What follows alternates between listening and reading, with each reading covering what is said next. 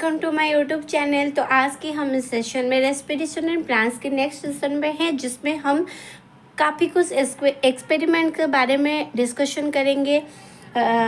तो सेशन को शुरू करने से पहले मैं एक आज की कोट के बारे में बताना चाहती हूँ। वो कोट है, an investment in knowledge page best interest. ठीक है, अगर आप नॉलेज में अपना ज़्यादा टाइम, अपना ज़्यादा जो लेबर को आप इन्वेस्ट करते हैं, तो उसके बदले जो आपको रिवॉर्ड मिलती है वो सबसे बेहतरीन होती है, बेस्ट होती है। इस कोट को कहा है बेंजामिन फ्रैंकलिन सर ने। तो अगर आप भी मन लगा के पढ़ाई करेंगे तो आज नहीं, लेकिन उसका जो रिवॉर्ड आपको जो फ्यूचर में मिलने वाली है, तो ये आपकी ज़िंदगी को बेहतर नहीं बेहतरीन बना देगा। ठीक है, तो चलिए शुरू करते हैं आज का ये सेशन, जिसमें हम कुछ एक्सपेरिमेंट के थ्रू जानेंगे कि ऑक्सीजन और कार्बन डाइऑक्साइड रेस्पिरेशन में यूज़ होते हैं या नहीं। लेकिन ये एक डायग्रामेटिकल एक्सपेरिमेंट है। तो चलिए शुरू करते हैं आज का सेशन। तो ये एक डायग्रामेटिकल स्ट्रक्चर है जो हमारी एक्सपेरिमेंट को हम इसके माध्यम से ही डिस्क्राइब करेंगे। तो मैं पहले इस स्ट्रक्चर को आपको अच्छे से समझा देती हूँ। ये जो है एक फ्लैक्स ए है, यहाँ पे दोनों फ्लैक्स है, जिसको मैंने यहाँ पे ए और बी का नामांकित कर दिया है। तो यहाँ पे फ्लैक्स ए पे जो बीन सीड्स पाए जाते हैं वो स्प्राउट है, मतलब कि वो भीगा हुआ है, वाटर में भीगा हुआ है। और फ्लैक्स बी में जो है उसमें ये जो है ये डेड बीन सीड है, यानी कि ये बॉइल्ड बीन सीड है। और उसमें हमने वेट कॉटन वूल के साथ कुछ एंटीसेप्टिक भी मिलाया हुआ है, क्योंकि एंटीसेप्टिक मिलाने से क्या होगा कि इस सीड में बैक्टीरियल डिके नहीं होगा, यानी कि बैक्टीरियल इन्फेक्शन नहीं होगा। ठीक है ना। तो इस दोनों फ्लैक्स को हम जब लैब में जब एक्सपेरिमेंट किया जाता है, वो एक क्लैम्प के थ्रू इसको बनाया जाता है। तो और वो जो दोनों फ्लैक्स को कर्क के माध्यम से उसको निबूज किया जाता है, मतलब कि बंद, उसका जो ये को बंद किया जाता है। ठीक है, ये तो हो गया। और यहाँ पे एक जार है जहाँ पे भी हमारा वाटर है। ठीक है, तो अभी अगर हम इसके बारे में बात करेंगे, वेट कॉटन वूल के बारे में बात करेंगे, तो हमने इसमें वेट कॉटन वूल क्यों लिया, यहाँ पे भी है, यहाँ पे भी है। तो वेट कॉटन वूल का काम क्या होता है, it absorb carbon dioxide releases by seeds. ठीक है, तो वहाँ पे इसी सीड से जो कार्बन डाइऑक्साइड निकलेगा, ये उसको क्या करेगा, ऑब्जर्व कर देगा वेट कॉटन। और एंटीसेप्टिक का काम तो मैंने बता दिया है, कोई भी सीड में यहाँ पे बैक्टीरियल डीके ना हो, इसी वजह से हमने एंटीसेप्टिक ऐड किए हैं। ठीक है, अभी अगर सोडा लाइम की बात करते हैं, ये बेसिकली ग्रीन कलर की होते हैं। ये कौन सी कलर के होते हैं, ये ग्रीन कलर की होते हैं। ठीक है, और ये जो सोडा लाइम है, ये किसका मिश्रण है, ये मिश्रण है सोडियम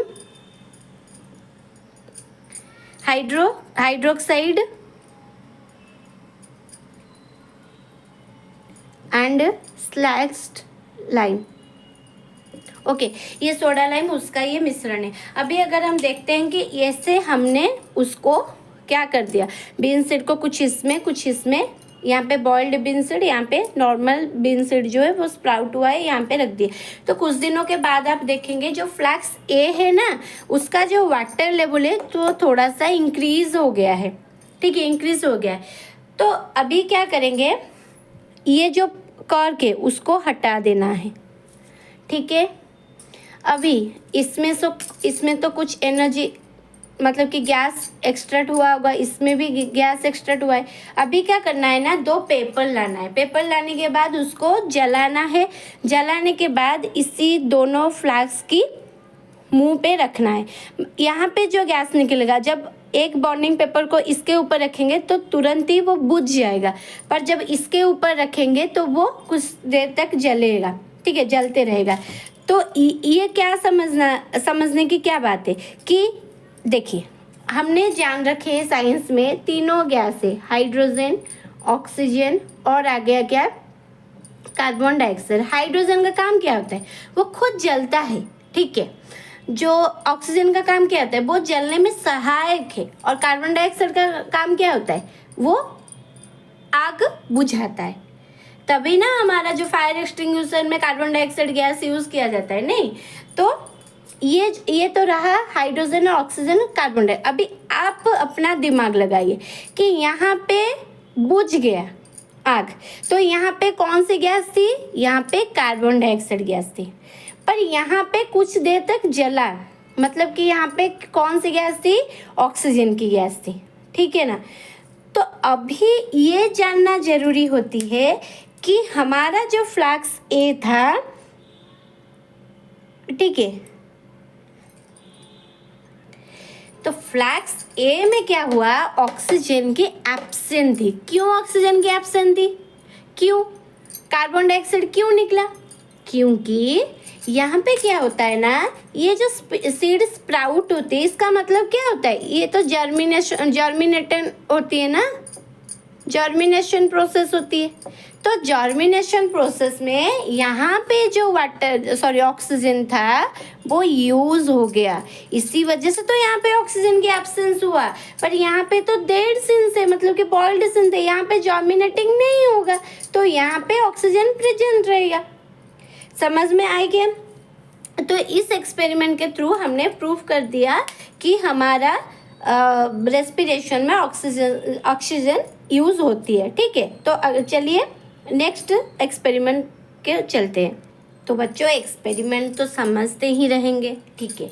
एक्सपेरिमेंट समझने से पहले दो चीज़ें जानना बेहद ज़रूरी होता है। क्या है बच्चों? जानते हो कि एक्सपेरिमेंट का दो कंपोनेंट होता रहता है, ठीक है। कितना कंपोनेंट है? There are two components. एक है एक्सपेरिमेंटल,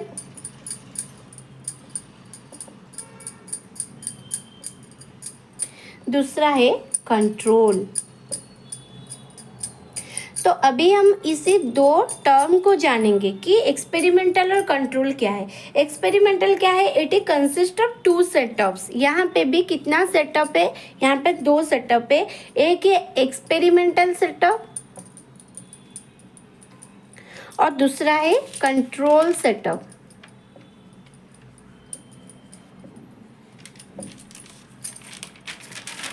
ओके, तो यहाँ पे जो एक्सपेरिमेंटल सेटअप और कंट्रोल सेटअप है, ये दोनों आइडेंटिकल है and in which every condition is the same except only.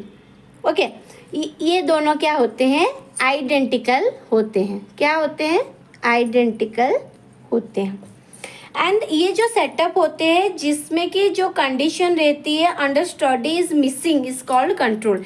तो कंट्रोल क्या होती है? कंट्रोल वो होती है ये जो दोनों सेटअप का जिस कंडीशन पे हुआ, अगर वो कंडीशन ही मिसिंग है उसको हम बोलते हैं कंट्रोल, ठीक है। अगर एक्सपेरिमेंटल सेटअप का कोई भी कंडीशन मिसिंग है तो उसको बोलते हैं कंट्रोल, ठीक है।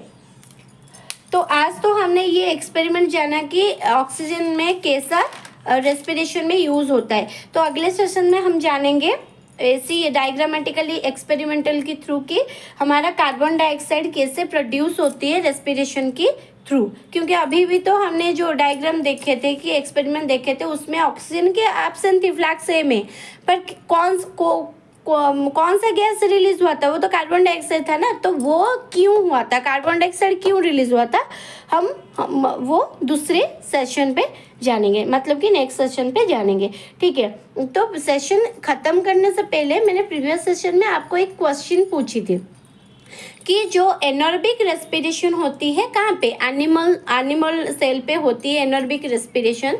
वहाँ पे एब्सेंस ऑफ मतलब कि लैक ऑफ ऑक्सीजन की वजह से कौन सा उसका जो एंड प्रोडक्ट होती है वो क्या होती है? आपने तो अभी तक कमेंट में नहीं बताया है, तो मैं ही बता देती हूँ। वो होता है लैक्टिक एसिड। मैंने लैक्टिक एसिड फॉर्मेंटेशन भी समझाई थी। लैक्टिक एसिड एक पॉइजनस केमिकल सब्सटेंस है जिसके वजह से वो एनिमल सेल में प्रोड्यूस होते ही बॉडी का क्रैम्पिंग शुरू हो जाता है, ठीक है। तो उसका जो बॉडी क्रैम्पिंग से बचने के लिए हमें ग्लूकोज चाहिए होता है, ठीक है। तो चलिए आज का ये सेशन तो यहीं पे ख़त्म हुआ। तो नेक्स्ट सेशन में हम आगे बाकी का एक्सपेरिमेंट लेके ज़रूर आएंगे, ठीक है। Thank you.